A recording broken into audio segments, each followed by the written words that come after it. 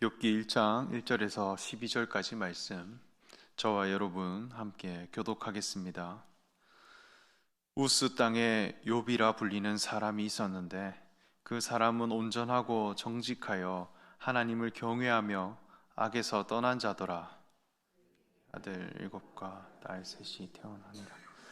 그의 소유물은 양이 7,000마리요 낙타가 3,000마리요 소가 500결이요 암나귀가 500마리며 종도 많이 있었으니 이 사람은 동방 사람 중에 가장 훌륭한 자라.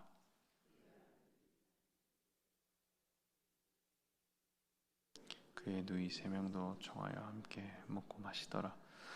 그들이 차례대로 잔치를 끝내면 욥이 그들을 불러다가 성결하게 하되 아침에 일어나서 그들의 명수대로 번제를 드렸으니 이는 욥이 말하기를 혹시 내 아들들이 죄를 범하여 마음으로 하나님을 욕되게 하였을까 함이라. 욥의 행위가 항상 이러하더라.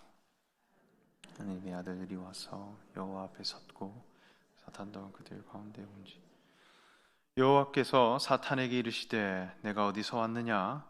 사탄이 여호와께 대답하여 이르되 땅을 두루 돌아 여기저기 다녀왔나이다. 내가 내 종 보았느냐? 그와 같이 온전하고 정직하여 하나님을 경외하며 여기서 떠나. 사탄이 여호와께 대답하여 이르되 욥이 어찌 까닭 없이 하나님을 경외하리까? 왜 그 소유물을 다리로 두르심 때문이 아니니까 주께서 그의 손으로 하는 바를 복되게 하사 그의 소유물이 이제 주의 손을 펴서 그의 모든 소유물을 치소서. 그리하시면 틀림없이 주를 향하여 욕하지 아니하겠나이까? 물을 다 내 손에 맡기노라. 다만 그의 몸에는 내 손을 대지 말라 하시니라. 사탄이 곧 여호와 앞에서 물러가니라. 아멘. 사랑하는 일산 중심교회 성도 여러분, 오늘도 기도의 자리로 나오셔서 하나님을 구하고 또 하나님의 뜻을 깨달아 알기 원해 모이신 여러분들에게 하나님 은혜 가득하시기를 소망합니다. 오늘부터 우리는 욥기 이 말씀을 배워갈 예정입니다. 이 말씀을 보면 특정 주제가 있고 여러 인물들이 등장합니다. 그 인물들은 각각 자신의 의견을 반복해서 진술하고 마침내 총체적인 진리가 제시되므로 이 주제에 대해 깊이 각성하고 또 생각하게 하기에 성경에서는 이것을 지혜 문학으로 분류하고 있습니다. 그리고 발단, 전개, 절정, 결말의 부분이 아주 뚜렷하게 나타나 있고 각 부분의 논지 또한 매우 선명하게 부각됩니다. 그래서 이 욥기의 말씀은 우리가 통상적으로 알고 있는 어떤 신앙의 개념을 또 흔들기도 하고 또 어떤 부분에 대해 대단히 깊이 묵상하게 합니다. 그래서 이 말씀을 통해 우리 신앙을 돌아보고 하나님의 뜻을 간구하는 저와 여러분 되시기를 소망합니다. 우리가 하나님을 믿고 섬기는 것을 신앙이라 합니다.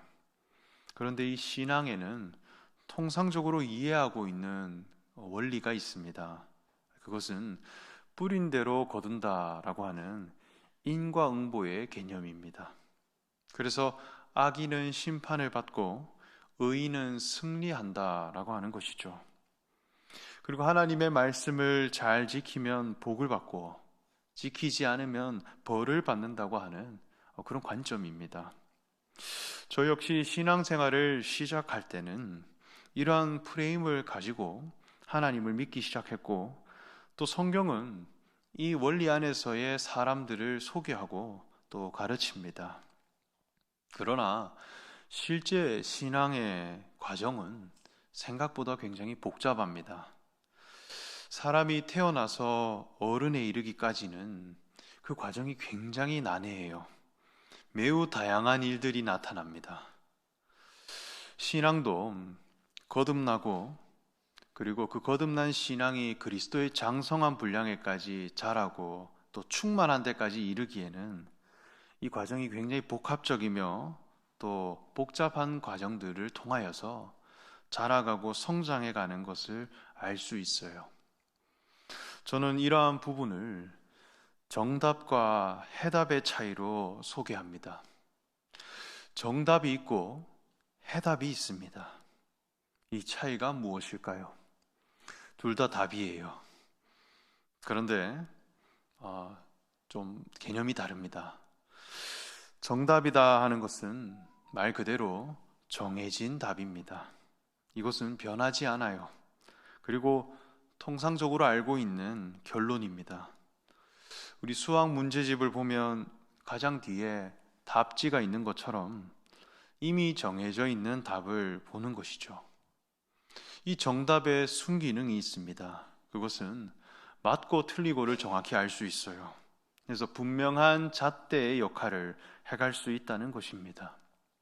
그런데 이 해답이라고 하는 것은 풀어본 답입니다.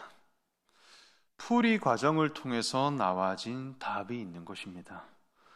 실제 수학 문제집의 문제를 한번 풀어보면 그 문제를 푸는 시간 동안 온갖 일들이 일어납니다. 물론 타고난 사람들은 쉽게 풀 수 있어요. 근데 저 같은 경우는 굉장히 어려운 문제를 접하게 되었을 때 제 속에 엄청난 일들이 일어나더라고요. 문제를 접해보면 고민을 하게 됩니다. 그리고 갑자기 수업 시간에 해주었던 선생님 이야기도 생각이 나요. 그리고 후회도 해봅니다. 계산도 해보고 배웠던 공식도 사용해보고 또 지우개로 지워도 봅니다. 이 과정을 통하여서 내 답을 적는 거예요. 이게 해답입니다. 여기에는 과정과 시간이 필요해요. 그런 시간과 과정을 통해서 나의 답이 나오는 것입니다. 해답의 장점은 무엇이냐? 실력을 향상시킵니다. 그래서 정답과 해답이 함께 있을 때 이 실력이 자라가는 것이죠. 신앙도 정답의 영역이 있고 해답의 영역이 있습니다. 정답은 무엇인가 할 때 교리입니다. 교리와 신조 아주 중요해요. 이것은 신앙에 있어서 정리된 보편적인 이론입니다. 이 교리를 정리하는 데 있어서 수많은 사람들이 회의를 했고 그리고 투쟁을 했습니다. 그래서 신앙생활의 모범이 되는 규범과 정답을 이야기할 수 있습니다. 그래서 먼저는 교리를 배우고 교리를 신뢰하고 교리를 정확히 배워감으로 내가 가지고 있는 신앙의 전체적인 메커니즘을 갖추어가는 것입니다. 그러면 해답의 영역은 무엇일까요? 그것은 고백입니다. 신앙은 고백이에요. 이 고백이라 하는 것은 누가 대신 해주는 것이 아닙니다. 그래서 내가 하는 것이에요. 우리가 사도신경을 고백할 때도 나는 전능하신 아버지 하나님 천지의 창조주를 믿습니다. 이렇게 고백하죠. 나는에서 시작되는 거예요. 이 고백이 나온다는 것은 그 사람의 변화가 있어야 해요. 그 속에 가르침이 있어야 되고 교훈을 받고 사람의 마음과 뜻이 바뀌어져서 그것을 내가 깨닫고 이해함으로 마침내 시인하게 될 때 고백이 되는 것입니다. 교회 공동체는 고백을 나누는 것에서 시작되는 곳입니다. 그래서 한 사람이 고백이 나오기까지에는 엄청난 과정들이 필요한 것이죠. 수많은 변화와 그리고 그 사람의 갈등과 애통함과 또 다이나믹하고 복잡한 그 과정을 통하여서 한 사람의 고백이 나오는 것을 볼 수 있습니다. 그래서 우리 욥기의 말씀을 보면 우리가 생각했던 익숙한 그 신앙인의 모습과는 조금 다른 것을 볼 수 있습니다. 누구보다 온전하고 정직하며 악에서 떠나 하나님을 경외하는 욥은 당연히 복을 받게 되는 것으로 생각하게 되지만 오히려 시험을 받게 됩니다. 또 고통을 받는 것을 볼 수 있어요.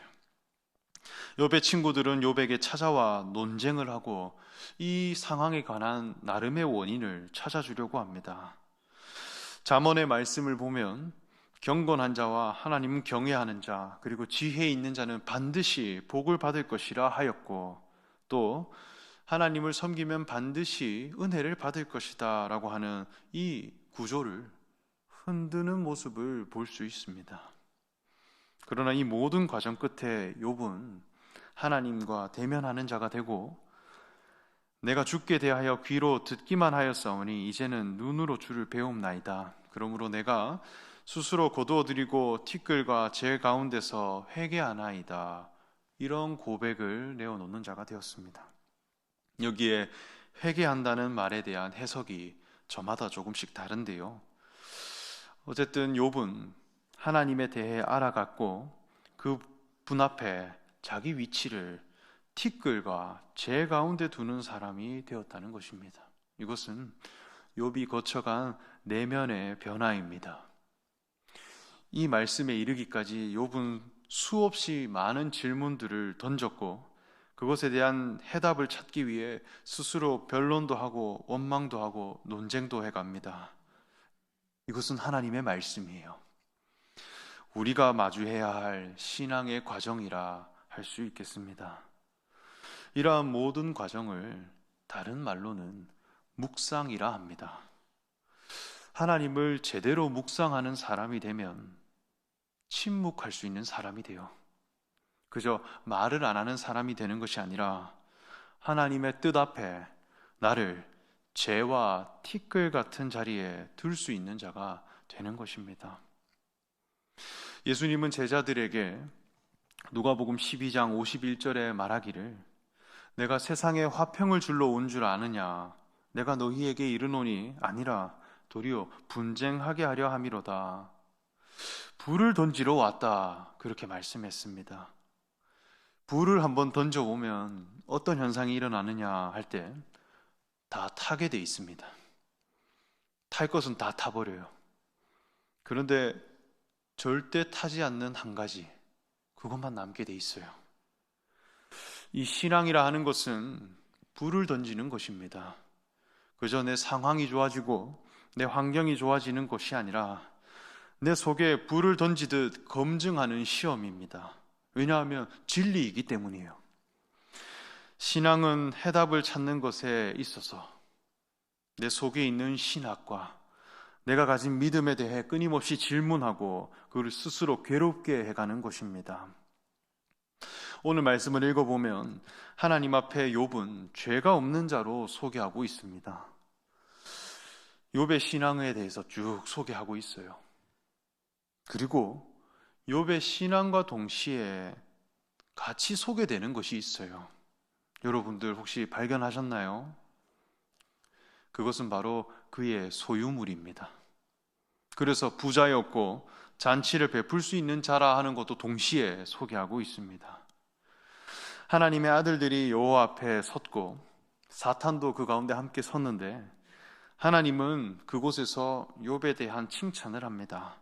그와 같이 온전하고 정직하여 하나님을 경외하며 악에서 떠난 자는 세상에 없느니라 그렇게 말씀합니다. 그러나 사탄은 말하기를 욥이 어찌 까닭 없이 하나님을 경외하리이까?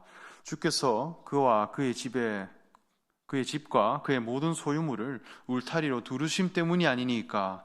주께서 그의 손으로 하는 바를 복되게 하사 그의 소유물이 땅에 넘치게 하셨음이니이다. 이제 주의 손을 펴서 그의 모든 소유물을 치소서. 그리하면 틀림없이 주를 향하여 욕하지 않겠나이까? 이렇게 말합니다. 이것을 시작으로 이제 욥에게 고난이 찾아옵니다. 여기에서의 핵심은 까닭 없이 하나님을 경외하리이까 라고 하는 의심입니다. 이 의심을 시작으로 시험이 주어지는 것이죠. 여기에 이 까닭이라고 하는 말은 히브리어로 흰남이라고 하는 단어를 사용하는데 그 의미가 무엇이냐 할 때 은혜입니다. 하나님께서 값없이 주시는 은혜, 하나님의 긍휼하심, 그 은혜가 없어도 경외할 수 있느냐? 아무런 보상과 복을 주지 않는다 할지라도 그분을 경외할 수 있느냐라고 하는 의심이 시작되었다는 것입니다. 그러면서 나오는 시험이 무엇이냐? 소유물을 빼앗는 것입니다. 지금 이 사탄의 이야기를 보면 이 생각의 구조를 좀 알 수 있습니다. 그것은 하나님의 은혜가 소유물이라 생각하는 것이죠. 욥이 가지고 있는 소유물이 하나님을 섬기는 까닭이라고 보는 것입니다. 그래서 이것을 한번 빼앗아 보자는 것입니다. 그리고 하나님은 그것을 허락하되 그의 몸에는 손을 대지 말라 하는 그 범위를 정해 주셨습니다. 이것은 정말 중요한 질문이에요. 우리가 하나님을 섬기면 복을 받는다고 합니다. 그런데 그 복이 무엇입니까? 하나님이 주시는 은혜는 과연 무엇이냐는 것입니다.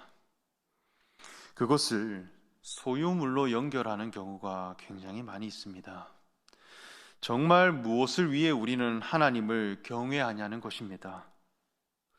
저는 고등학생 때 학교 채플 시간에 어떤 집사님 한 분이 나오셔서 예수 믿어서 복을 받게 되었다고 소개를 하는데 자기가 진 빚을 다 갚았다고 하는 그런 간증을 들어본 적이 있습니다. 그리고 은혜를 받았다고 해요. 어떤 사람은 밍크 고래를 잡게 되어서 오늘 여기까지 오는데 좋은 차를 타고 오게 되었다고 그런 간증을 들은 적이 있습니다. 그때는 제가 교회를 다니는 사람도 아니었는데도 이 속에 어떤 질문이 들었느냐 이렇게 할 때 까닭없이 하나님을 경외하리까 이런 의심이 생기기 시작했습니다. 그리고 신앙을 가지게 되었어도 냉정하게 저를 바라보게 됩니다. 하나님을 믿고 살아가는데 하나님을 경외하는 자는 복을 받는 것이 맞아요. 그것은 변하지 않습니다. 그런데 지금 내가 누리고 있는 이 복은 소유물에 관한 복인가, 나의 생명에 관한 복인가 검증하고 싶은 마음이 드는 것입니다. 정말 소유물에 관한 복이었다면 예수님이 십자가로 가시는 것, 그것은 어떤 의미인가? 굉장한 갈등이 생깁니다. 예수님은 누구보다 온전한 분이셨고 하나님의 아들이셨습니다. 그런데 십자가로 가셨어요. 자기 몸마저 빼앗기는 자리로 가셨습니다. 그럼에도 다시 사셨고 하나님의 아들이 되시고 그리스도 되심을 보여주셨어요. 예수님이 우리에게 보여주시는 이 은혜가 무엇이냐는 것입니다. 이 부분에 대한 검증 반드시 필요합니다. 저는 끊임없이 나를 의심하고 진짜 하나님 앞에 내가 받는 복은 무엇인가 라는 것을 생각해 갈 때 깨닫게 된 것이 있습니다. 그것은 신앙은 빼기라는 것입니다. 우리 많은 이 수리의 개념들이 있는데요. 저는 믿음이 좋은 사람이 되면 더하기가 되는 줄 알았어요. 물론 하나님이 더해 주십니다. 그런데 나의 신앙 정체성에 관해서는 더하기는 아니라는 것을 깨달았어요. 신앙은 곱하기도 아닙니다. 나누기도 아니에요. 신앙은 빼기입니다. 계속 빼봐야 돼요. 빼고 남는 것, 그것만이 나의 신앙입니다. 내가 가진 학력과 내가 가진 경력과 내가 가진 재력과 내가 가진 시간과 내가 가진 역량들 다 빼봐야 돼요. 어쩌면 이것은 복의 일부분이지 복의 본질은 아닙니다. 내가 땅으로부터 살아가다가 얻게 되어진 것들입니다. 이것이 영원한 진리가 될 수 있느냐? 모든 사람에게 미치는 하나님의 은혜가 되느냐? 그것이 아니더라는 것입니다. 아니다. 그러면 빼봐야 합니다. 끝까지 뺐는데도 남는 것. 그것만 가지고 하나님께 나아갈 때 거룩한 신앙이라 칭함을 받을 것입니다. 십자가의 자리는 빼기의 자리입니다. 십자가는 더하는 자리도 아니고 곱하는 자리도 아닙니다. 자기 육체마저도 빼는 자리입니다. 그런데 그 자리에 순종하신 예수님께서 하나님의 아들이시요 거룩한 대제사장이 되셨다. 이것은 우리의 복음이 된다 하였습니다. 이 복은 내가 살아가는 신분과 정체성에 관한 복입니다. 믿음은 바라는 것들의 실상이라 하였죠. 나는 무엇을 바라고 무엇을 믿으며 살아가는가? 그것에 대한 도전을 우리는 해가야 하겠습니다. 저는 욥의 이 시련을 묵상할 때 생각나는 사람들이 있었습니다. 바로 예수님의 제자들이었습니다. 예수님의 제자들은 예수님을 따르는 자들이었죠. 그리고 기적을 경험했고 예수님을 누구보다 믿는 자들이었습니다. 어쩌면 예수님을 따라다닐 때 당시는 자신감이 넘쳐났어요. 오병이어의 기적을 일으킬 때는 풍성함도 경험했고 죽은 자를 살리는 것도 보았습니다. 그래서 예수님을 주님으로 시인했고 믿음에 대한 확신을 보여주었습니다. 그래서 예수님이 죽을 때에 자기도 함께 가겠다. 그리고 예수님을 지켜가겠다. 그 신념이 대단했습니다. 그리고 예수님이 메시아로 등극하실 때 나는 좌편에 하나는 우편에 앉혀달라 그렇게 바라기도 했습니다. 그런데 예수님이 십자가로 가셨어요. 십자가로 가실 때 제자들은 어떠했나요? 저마다 도망가고 배신하고 고기를 잡으러 갔습니다. 시련을 경험한 것입니다. 그렇게 확신했던 예수님이 십자가에 죽임당하는 것입니다. 자기 확신이 무너지는 순간입니다. 어쩌면 나는 예수님을 알지 못한다 맹세까지 했어요. 이런 시간들을 보내는 거예요, 제자들은. 그러나 이 모든 과정을 다 보내고 예수님은 다시 찾아오셔서 제자들에게 새로운 믿음과 미션을 주셨습니다. 그리고 제자들은 그것을 믿음으로 받아 자기를 고백하는 자가 되었고 마침내 사도들로 자라가게 됩니다. 신앙의 해답을 가진 자가 되어 성도들을 가르치고 예수님의 양을 먹이고 칠 수 있는 자들이 되었습니다. 욥기의 이 말씀 이제 시작할 때에 나는 무엇을 위해 하나님을 섬기고 있는가? 이것에 대한 해답을 찾아가시는 저와 여러분 되시기를 간절히 소망합니다. 욥이 거쳐가는 이제 이 시련들, 이것은 정답을 찾는 시간이 아닙니다. 이것을 통해 나의 스스로에게 질문을 던지고 까닭없이 하나님을 경외하리까 하는 이 질문을 통하여서 내가 섬기고 있는 여호와 하나님, 그 하나님은 과연 어떤 복을 주시는 분이며 나에게 여호와 하나님은 어떠한 분이신가 하는 것을 찾아가는 그 여정을 함께 걸어가기를 간절히 소망합니다. 기도하겠습니다. 하나님 감사합니다. 욥기의 말씀을 통해 우리 자신이 흔들리지 않는 믿음과 고백을 가진 자가 되기 원합니다. 그저 정답처럼 외우고 답습하는 그런 신앙이 아닌 불로써 나를 태우듯 치열하게 시험을 받고 하나님이 어떠하신 분인가를 명확히 남겨가는 그런 지혜로운 성도가 되게 하여 주시옵소서. 예수님의 이름으로 기도합니다. 아멘.